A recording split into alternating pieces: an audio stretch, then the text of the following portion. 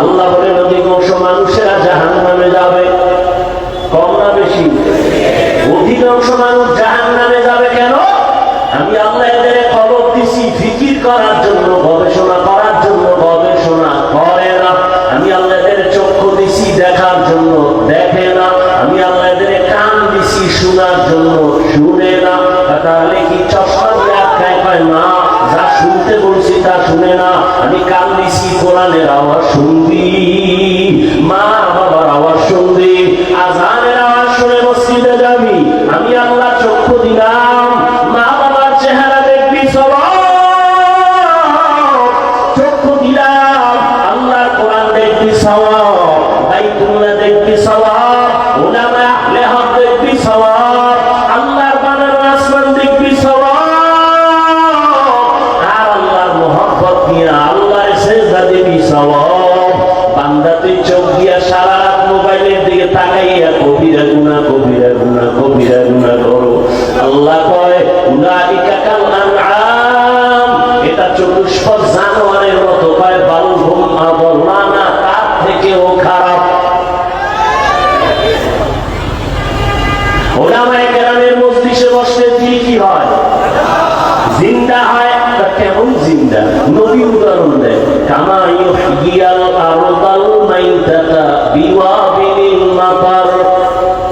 যেমনি ভাবে সূর্যের গরম তাপে জমিনটা শুকাইয়া ফেটে যায়, লাঙ্গল চলে না, ট্রাক্টর চলে না, চাষাবাদ চলে না, ফসল উৎপাদনের ক্ষমতা থাকে না, ঠিক ওই জমিনের মধ্যে আমি আল্লাহ মুহূর্তে রহমতের বৃষ্টি দিয়া নরম বানায় দেই। যেই জমিন এতক্ষণ একটু আগে লাঙ্গল চলে নাই, চাষাবাদ চলে নাই, ফসল হয় নাই, বৃষ্টির পানি হয়ে জমিন পুরা তাজা হয়ে গেছে। এখন ফসল উৎপাদন হয়, এখন চাষাবাদ চলে, লাঙ্গল চলে, ট্রাক্টর চলে। ওরে আল্লাহর গোলাম, আমি তোরে দুনিয়ায় তো একটা সুন্দর পবিত্র অবস্থায় তোমার দুনিয়ায় পাঠাইছিলাম। এখন তুমি গুনাহ করে করে, হাতের গুনাহ, চোখের গুনাহ, কানের গুনাহ, অন্তরের গুনাহ, গীবত শিকায়াতের গুনাহ, মিথ্যা কথার গুনাহ, অন্যের হক নষ্ট করার গুনাহ, জুলুম করার গুনাহ, মা বাবার সাথে বেয়াদবির গুনাহ, ওলামায়ে কেরামের সাথে বেয়াদবির গুনাহ।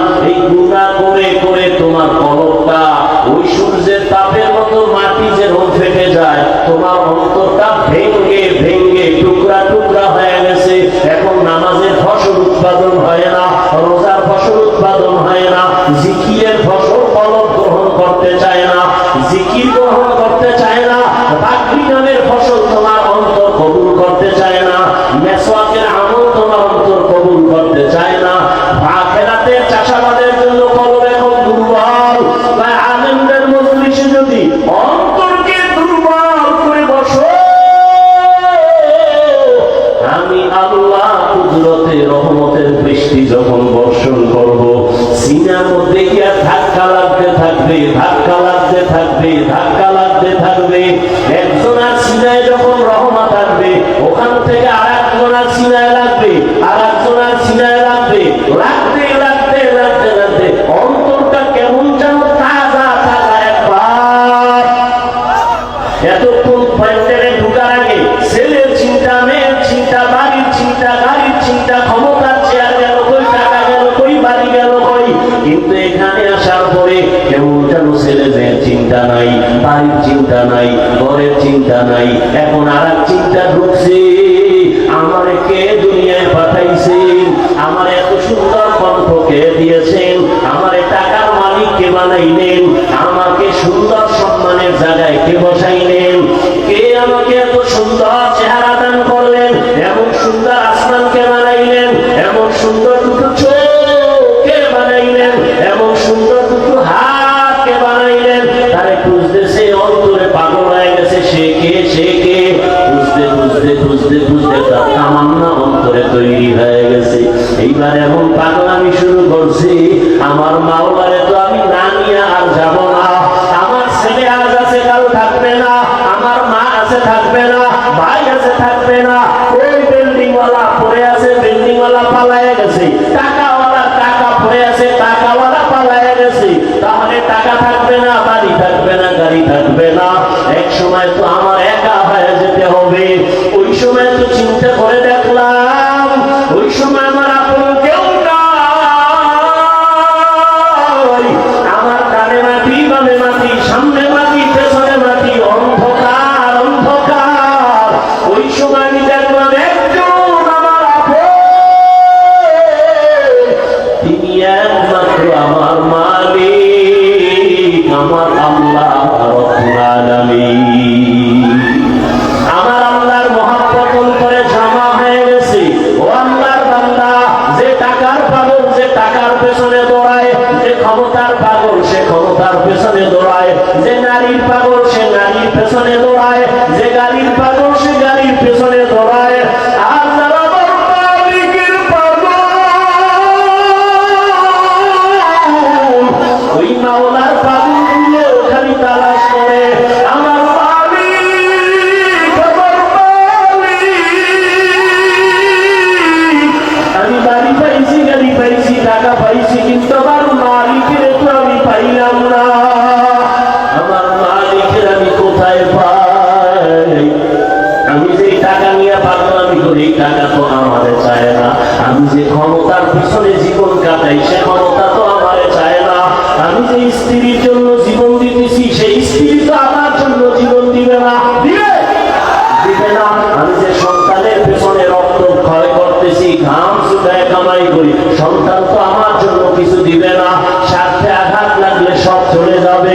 কিন্তু চিন্তা করে দেখলাম, একদিন আমাকে আমার মা ছেড়ে দিবে, বাবা ছেড়ে দিবে, ভাই ছেড়ে দিবে, সন্তান ছেড়ে দিবে। আমাকে সবাই ছাড়িয়া ওই বাসবাগানে রাখবে, কিন্তু আমার মাওলা যিনি আমার আসল মালিক, সে আমাকে দূরে ফেলে দিবেন না। আজকে তো দেখি স্বার্থে আঘাত লাগলে মা আমাকে ভালো জানে না, ভাই আমাকে ভালো জানে না, বন্ধু আমাকে ভালো মনে করে না। আল্লাহ জানি তোর কেমন আদরের মহব্বতের মালিক। তুই জীবনে আমার দেওয়া পানি পান করলি বিনা টাকায়, আমার দেওয়া সূর্যের আলো ভোগ করলি ফ্রি, আমার দেওয়া গাছের ফল খাইলি ফ্রি। আমি একটা টাকাও বিল চাই নাই, বিল নেই নাই। ও বান্দা, আমি আল্লাহ সব নিয়ামত খাইয়া একবারও তুই মসজিদে হাজিরা দিলি না, জিকিরের মজলিসে বসলি না, আমি আল্লাহকে আল্লাহ বলে ডাক দিলি না। আমি আল্লাহ রাগ কইরা তোর পানি বন্ধ করি নাই, খানাও বন্ধ করি নাই। আমি আল্লাহ তোর জন্য চলার রাস্তা বন্ধ করি নাই। তোর গুনার কারণে আমি জানি তুই কোন দিন কোথায় কয়টা অন্যায় করেছ। অন্ধকারে মোবাইল নিয়ে গুনাহ করেছ, আমি আল্লাহ সব তাকাইয়া তাকাইয়া দেখেছি। তুই চোখের দ্বারা কয়টা গুনাহ করেছ, হাতের দ্বারা কয়টা গুনাহ করেছ, কেউ জানে না, দরজা জানালা বন্ধ। আমার রহমতের দরজা তো বন্ধ নাই। আমি আল্লাহ রাগ করে পানিও বন্ধ করি নাই, সম্মানের চেয়ার থেকেও ফালাইয়া দেই নাই, বরং আমি এত মায়া নিয়ে তোরে ডাকছি, আয় আয় আয়। আমার রহমতের দরজা ছাড়িয়ে তুই কোথায় যাও? ওরে বান্দা, আমার দরজা ছাড়া তুই যেদিকেই যাবি সেদিকেই তো জাহান্নামের আগুন। ওই জাহান্নামের আগুন তো সহ্য করতে পারবি না। রে বান্দা, ফিরিয়া আয় আয়। যদি একবার ফিরিয়া আইসা একবার আল্লাহ বলি আমাকে ডাক দেও, তোর জীবনের সব গুনাহ আমি মাফ করে দিব। ইয়া ইলাহি মুঝসে মুঝকো দূর কর, তাকে দেখো মুঝ মে তুঝকো এক নজর। ইয়া ইলাহি তু মেরা মাবুদ है, या इलाही तू मेरा माशूक है। আল্লাহ পাক চান না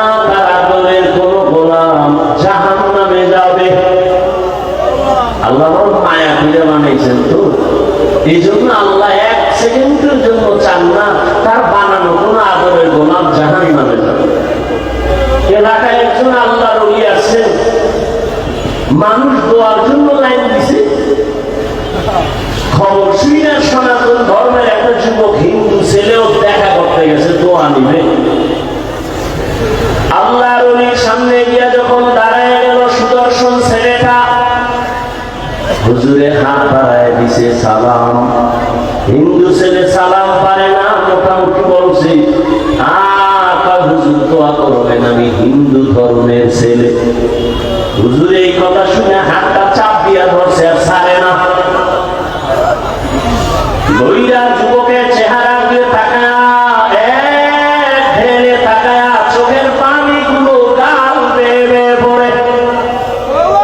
হিন্দু যুবক ছেলেটার অন্তরে ভয়, না জানি কোনো বেয়াদবি হয়ে গেল। হুজুর আমারে মাফ করে, আমি কোনো বেয়াদবি করছি? কয় না বাবা, কোনো বেয়াদবি করো নাই। তো কাঁদেন কেন? বলে আল্লাহ কুদরত দেখে কাঁদতেছি। বলে হুজুর কি কুদরত? বলে এত সুন্দর চেহারা তোমার যেই মাওলায় দিছে,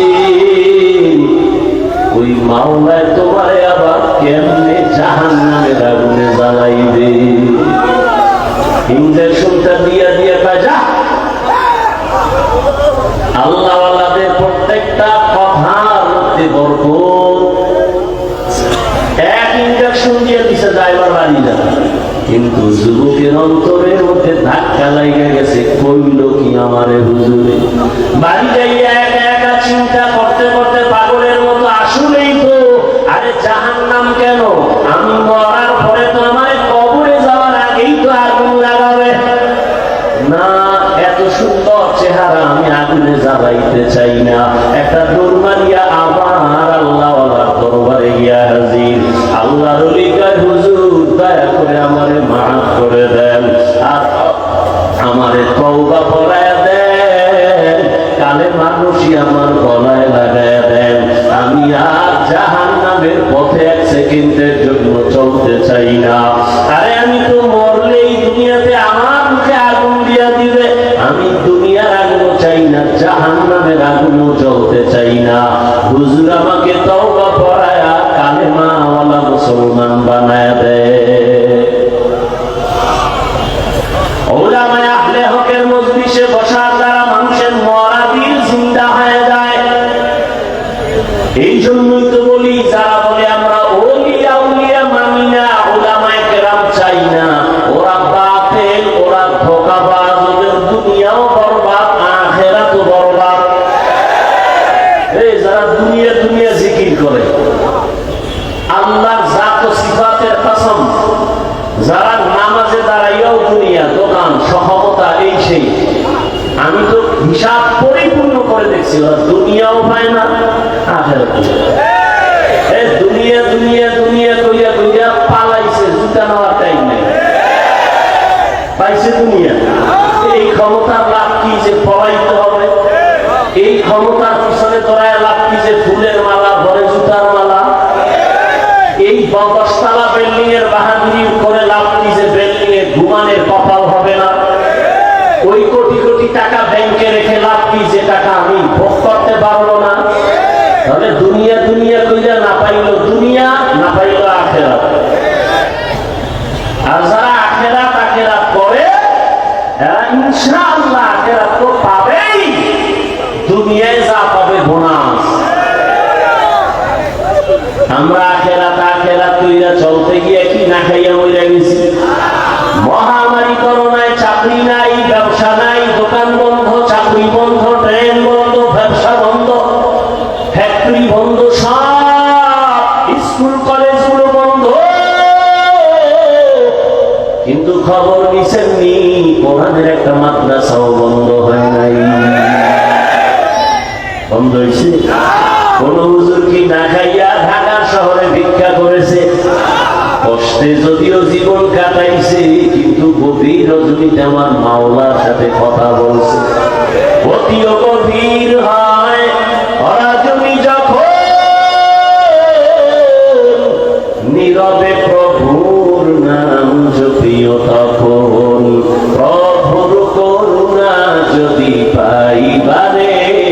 যাও, গভীর রাতে উঠে প্রভুর গুণগান গাও। আমার আল্লাহ চান না কেউ জাহান্নামে যাবে, এক সেকেন্ডের জন্য চান না, কিন্তু এটাও সত্য কোন মুমিন ছাড়া কোন বেঈমান জান্নাতে যাবে না। আল্লাহ কাউকে জাহান্নামে দিতে চান না, এই জন্যই তো সবার নামে জান্নাতে বাড়ি লেখা আছে। দ্বিতীয়ত তওবার দরজা খোলা। কেন? তুই জীবন ভর গুনাহ করছো, 50 বছর লাগাইয়া গুনাহ করে করে পাহাড় বানাইছো, আর আমার কাছে যদি একবার বলো মাফ করে দাও, তোর 50 বছরের জীবনের সব গুনাহ সেকেন্ডে মাফ করে দিব। তবে আমার কাছে মাফ চাওয়া লাগবে। ইয়া আইয়ুহাল্লাযীনা আমানুস্তাঈনু বিস-সাবরি ওয়াস-সালাহ।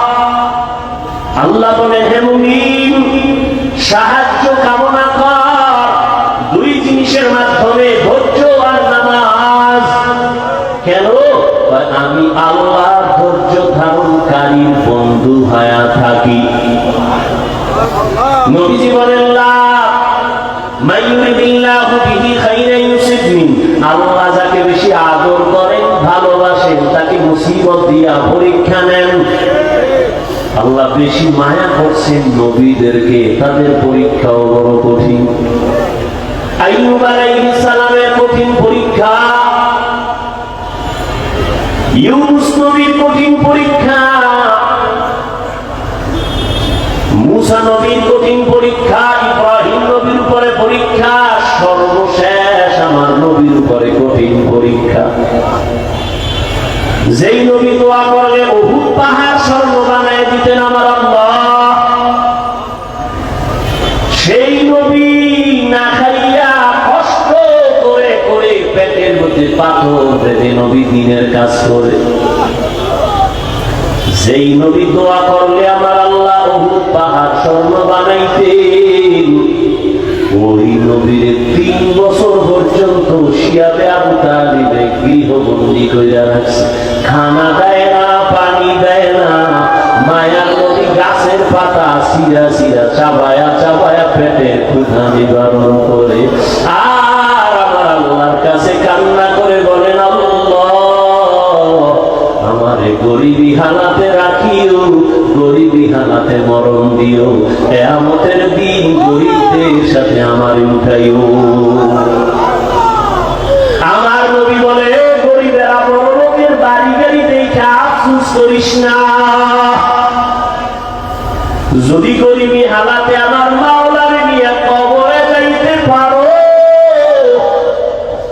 আমার আল্লাহ ধনী লোকের 500 বছর আগে গরিবের জান্নাত দিয়ে দিবে। বেহেশত আজা কে আজারে নবাশো কাসে রাবা কাসে কারে নবাশো। আল্লাহ বলেন, সাহায্য প্রার্থনা করো। কেন? মুমিনকে বললেন কেন? জান্নাত শুধু মুমিন পাবে, কোনো বেঈমান পাবে না। মুমিনকে আল্লাহ বলেন, গায়ের জোরে আগাইতে পারবা না, কারণ তুমি জন্মগত দুর্বল। ওয়া খুলিকাল ইনসানু যায়ীফা। আমি মানুষের বড় দুর্বল করে বানাইলাম। একটা পিপিলিকার কাছেও তুমি দুর্বল, একটা মশার কাছেও তুমি দুর্বল, খানার বেলায় দুর্বল, ঘুমের বেলায় দুর্বল, মেধার ক্ষেত্রে দুর্বল, দুনিয়ার লাইনে দুর্বল, ধর্মের লাইনেও তুমি দুর্বল। মনে হয় যেন